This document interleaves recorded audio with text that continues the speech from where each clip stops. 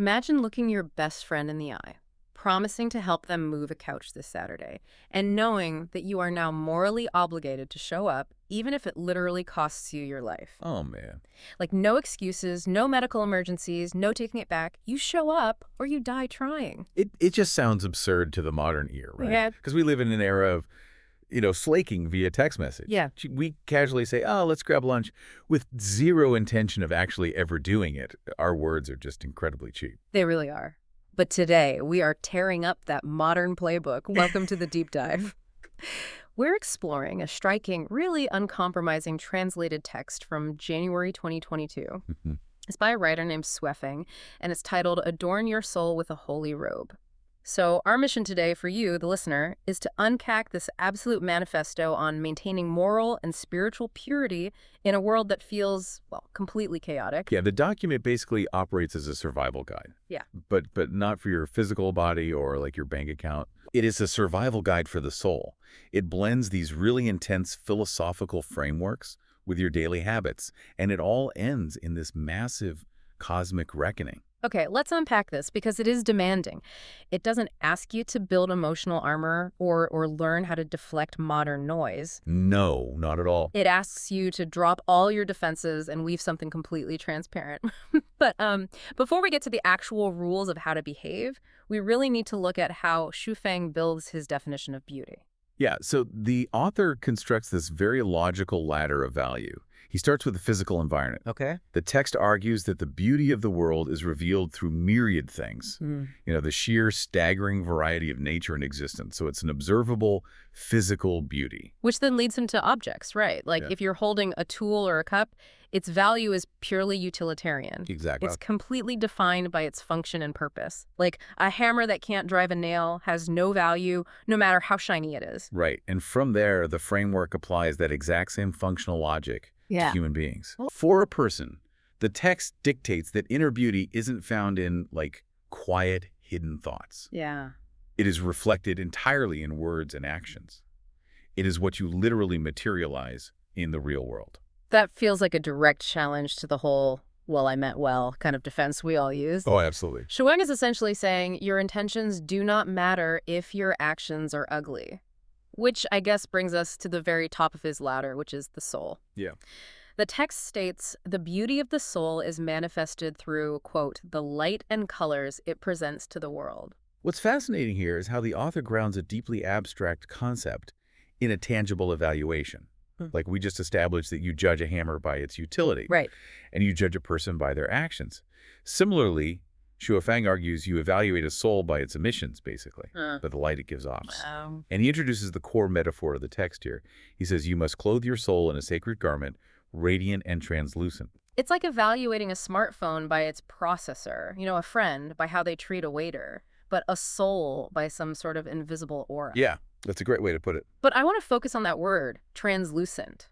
Because we hear words like radiant all the time in spiritual texts, right? Constantly. But translucence is a very mechanical concept. It means light passes through it. If a material is translucent, it just doesn't hide what's behind it. And that is the mechanical heart of this entire philosophy. Like, think about what makes something opaque. Dirt. Dirt, layers of mismatched material, shadow. If your soul's garment is translucent, it means you have zero hidden motives. Zero. Right. When you interact with a translucent person, you don't have to guess what they want.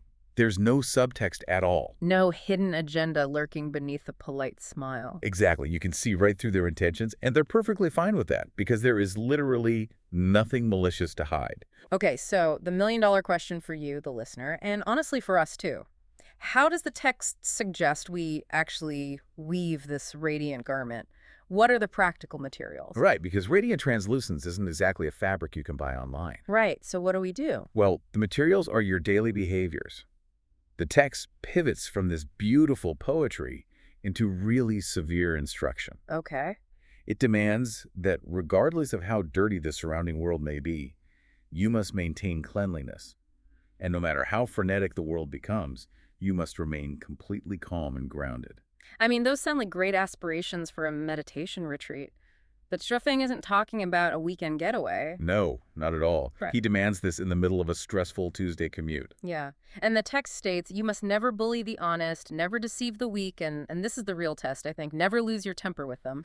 It requires a superhuman level of emotional regulation because the mechanism here is all about maintaining your own atmosphere. How so? Well, when you lose your temper with someone weak, you are letting their behavior, or just the world's chaos, dictate your internal state. Oh, I see. You are letting the outside dirt stain your translucent garment.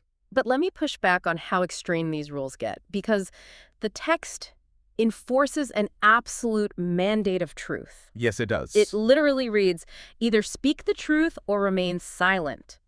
Always tell the truth. Yeah, these aren't just polite suggestions, they are absolutist decrees. The text leaves zero room for human rationalization. Right, but isn't that just a recipe for a really rigid, unsympathetic society? Like, let's say my partner gets a terrible haircut, Okay. and they ask me if I like it right before a big event. If I refuse to use a little white lie to spare their feelings, am I really being pure? Or am I just being cruel under the guise of philosophy? Well, the text would counter that your white lie is actually patronizing. Really? Patronizing? Yeah, because when you tell a white lie, you are deciding that the other person is too weak to handle reality. You are manipulating their perception of the world to manage their emotions for them. Oh, wow. So by lying, I'm secretly acting out of arrogance. Exactly. And you are weaving an opaque thread into your garment. A lie, no matter how small or supposedly empathetic it is, requires you to obscure reality. It creates a shadow. Right, it creates a shadow. And if the goal is translucence, meaning having absolutely nothing to hide, a white lie is a structural flaw in the fabric. It blocks the light. That completely reframes the entire concept of honesty. It's not just about, not getting caught. It's about not clouding your own vessel. Precisely. Which brings me back to that couch-moving analogy I opened the show with, because here's where it gets really interesting. Oh, the life or death vow. Yes. The text says, once you make a promise, even if it costs you your life, fulfill it. Oh. I mean, if I promise to help a friend move, but I end up in a medical emergency, do I literally risk death to show up? Like, is this rhetorical? It is not rhetorical. To understand that rule, we really have to look at the mechanism of a vow. In a world where words are cheap, Shuofeng is attempting to restore the staggering gravity of language. When you make a promise, you are essentially binding your future actions to your current words. Yeah. You are creating a bridge. And if I break the promise, the bridge collapses. And the integrity of your soul collapses with it. If your word is the literal material of your soul's garment, a broken promise isn't just a scheduling inconvenience. Right. It is a massive, gaping tear in the fabric. So the extreme nature of the rule, like actually risking your life, is meant to be a shock to the system. It forces you to realize you should not be making promises lightly. Exactly. It demands radical personal responsibility. Yeah, because if I know a promise is a life or death bond, I am going to be terrifyingly careful about what I commit to. I'd only promise things I have absolute control over. Which naturally leads to profound silence, just as the text suggested earlier. You just stop speaking casually. You stop making empty commitments. So we have these internal threads, right? Utter emotional regulation, brutal honesty, and life or death promises. But if that wasn't hard enough, the text moves outward. It tests this sacred garment against the external temptations of the material world. Right. The author identifies very specific societal traps that will ruin the garment. For instance, he explicitly forbids praising power, admiring status, and groveling before money. And he dictates that you must never engage in giving or accepting bribes. Right. You must never covet even a single penny of ill-gotten gains. Like, you have to rely solely on your own efforts and actively refuse any excess. Consider the mechanism of a bribe for a second. A bribe is a shortcut. Yeah. It's an exchange of integrity for convenience or, material gain. So when you accept dirty money, you are internalizing the corruption of the society around you. You're taking the dirt of the frenetic world and rubbing it directly into your radiant garment. Exactly. I notice the text makes a really surprising pivot here, though. It goes from talking about refusing dirty money to an agricultural mandate. Yeah, it's quite a shift. Shuofeng specifically instructs the reader to grow untainted vegetables, fruits, and grains, and to produce food without toxins. I mean, I need you to explain that connection, because going from spiritual purity to literal farming advice kind of gave me whiplash. I get that. But the philosophy views the financial and the physical as intrinsically connected. Okay, how? Think about the systemic logic of compromise. Spraying a crop with a toxic pesticide to get a bigger yield is the exact same mechanism as taking a bribe to get a bigger paycheck. Oh, wow. Right. Both are choices to introduce poison into a system for the sake of an artificial advantage. Okay, that makes so much sense now. If you spray toxins on a crop, you taint the earth and eventually the human body that consumes it. If you accept a bribe, you taint the social fabric and your own soul. The author draws a direct line between the two. Both represent accepting poison for convenience. Exactly. You cannot have a pure soul while actively pumping toxins into the physical world. This is like an extreme form of philosophical minimalism. I mean, we all know about decluttering your closet to have a tidy room. But this text is asking you to declutter your ambition by refusing excess. It asks you to declutter your income by refusing tainted money. It asks you to declutter your diet by refusing toxic food. It really forces a massive friction with modern life. Yeah. Like, think about the listener driving to a job they know is ethically compromised just because the health insurance is good or the salary pays the mortgage. Right. We constantly justify small moral compromises in the name of just getting by. We do. Which brings us to the harshest conclusion in the text. Xuefeng writes, "Do not let your soul be tainted by impurities for the sake of survival." Yeah. So I have to ask, if push comes to shove, is Wefeng arguing that physical survival is actually secondary to keeping this sacred garment clean? Without a doubt. Yeah. This is the dividing line between a standard self-help book and a true spiritual manifesto. Okay. In modern society, survival is our ultimate trump card. We excuse almost any behavior if someone can claim they did it to survive, like, oh, I had to lie to keep my job. Or I had to take that dirty money to feed my family. Right. We treat survival as an absolute justification. But he doesn't. No, Xuefeng strips that justification entirely away. He argues that if you have to taint your soul to survive, the survival itself is no longer worth it. That is heavy. Remember the hierarchy of beauty we discussed at the very beginning. The beauty of the soul is the highest possible form of value. The physical body is way lower on the ladder. So to sacrifice your highest value, your soul, just to preserve a lower value, like your physical existence, is fundamentally backward. It is a complete inversion of his natural order. It's like you're burning down the mansion to keep the shed warm. Man, that is incredibly demanding. It means you cannot just be a fair-weather saint. No. You have to hold the line even when the consequences are catastrophic for you personally. And that perfectly sets up the climax of the text. Because having established these impossibly strict rules, Xuefeng explores what happens when you are pushed to the absolute brink. He describes the ultimate test. The text reads, even if no one appreciates your pure soul, do not descend to the level of falsehood, evil, and ugliness. Even if evil forces push you to a dead end, do not bow down to them in submission. That is such a lonely, terrifying image. Like, picture yourself wearing this radiant garment. Right. You are telling the absolute truth. You are refusing the easy money. You are growing your untainted vegetables. And your only reward is that you are pushed into a dark corner by evil forces while the rest of the world just ignores you. Well, the isolation is the point. It tests the true motivation behind your purity. What do you mean? Well, are you wearing the radiant garment to get applause? Because if you expect a reward, it isn't a holy robe. It's just a costume you put on for society. Oh, I see. So the ultimate proof of the garment's authenticity is maintaining it in total darkness when no one is watching and you have everything to lose. Exactly.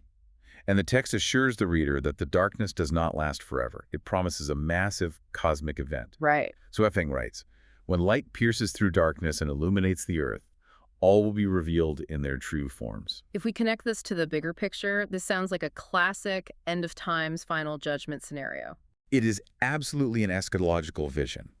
The darkness of this messy, frenetic world is finally shattered. Yeah. The illusions of wealth, status, and power are burned away by this piercing light, and there is nowhere left for anyone to hide. And the text gets incredibly specific about what happens in that moment of revelation, and it pulls from completely different cultural playbooks to do it, which I found fascinating. Oh yeah, it's really unique. First, it quotes the Christian Bible saying, "Render unto Caesar the things that are Caesar's, and unto God the things that are God's." But immediately after that, it shifts into Eastern theology. It says, "At that time, cattle will return to the pen, pigs to the sty, celestials to the celestial world, Buddhas to their pure land." If we connect this to the bigger picture, the blending of those traditions is highly intentional. By combining Christian scripture with Eastern concepts of Buddhas and celestials, the author is signaling that this isn't some sectarian rulebook. Right, it's broader than that. Which broader. He is presenting this as the fundamental universal architecture of reality. The quote about Caesar is basically about division. How so? Worldly things like the bribes, the status, the power, those stay in the dirty world. The divine things return to the divine. So what does this all mean for us? I'm looking at this final striking image of the animals being sorted back to the farm and the divine beings returning to their pure lands. Yeah.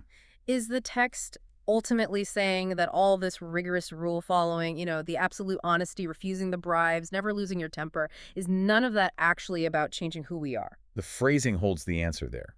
The text explicitly says all will be revealed in their true forms. Okay. It does not say all will be transformed. So the light doesn't change you into a celestial. It just shows that you already were one. The entire manifesto hinges on this concept. Your actions in this chaotic world are not a test you study for to earn a reward. Your actions are the mechanism by which you demonstrate what kind of being you fundamentally are. If you act like a pig, groveling for dirty money, wallowing in the impurities of society, lying to get ahead, then when the cosmic light shines, the illusion of your human success is burned away. Exactly. You're revealed as a pig and you go back to the sty. And if you maintain the nobility of your soul, if you weave that translucent garment out of truth and calmness, you are revealed as a celestial being. The garment isn't a disguise you put over your human flaws. The garment is the only thing that was ever actually real. The dirty, frenetic world was the illusion all along. Man, this has been an unbelievable journey. Just to wrap our heads around the sheer scale of what we've covered today. It's a lot. It really is. Huifeng's vision provides this brutal, unyielding blueprint for a noble soul. We only achieve this radiant, translucent garment through an uncompromising dedication to the truth. We achieve it by maintaining absolute cleanliness in our physical environment, right down to the food we grow, and by fiercely resisting the shortcuts of worldly power and money. It demands that we reject the incredibly common modern belief that survival justifies immorality. Yeah. It forces you to look at your daily choices, how you treat a casual promise, whether you tell a white lie to a friend, how you react when someone cuts you off in traffic. Because these aren't just fleeting moments. No, they are the literal, tangible threads that weave your eternal identity. Which brings me back to the rule that has been echoing in my head since we started. The demand that we either speak the absolute truth or remain completely silent. It's a tough one. It makes you wonder, if everyone on Earth woke up tomorrow and perfectly wore this sacred, translucent garment, what would human connection actually look like? That's a fascinating thought experiment. Right. If we stripped away every polite fiction, every white lie, every hidden motive, would we finally achieve a beautiful, peaceful utopia, or would we just be living in a world of profound, incredibly awkward silences? It really forces you to question how much of our social fabric is held together by the very impurities this text tells us to discard. Exactly. Though maybe a little bit of that profound silence is exactly what we need to finally hear our own thoughts. We started out today talking about putting on emotional armor and Kevlar just to survive the chaos of modern life. Yeah. But maybe Huifeng is right. Maybe the ultimate defense isn't building a thicker wall. Maybe the ultimate defense is being completely transparently true, because it is a lot harder for the world to shatter something that has absolutely nothing to hide. Thank you all for joining us on this deep dive today. We'll catch you next time.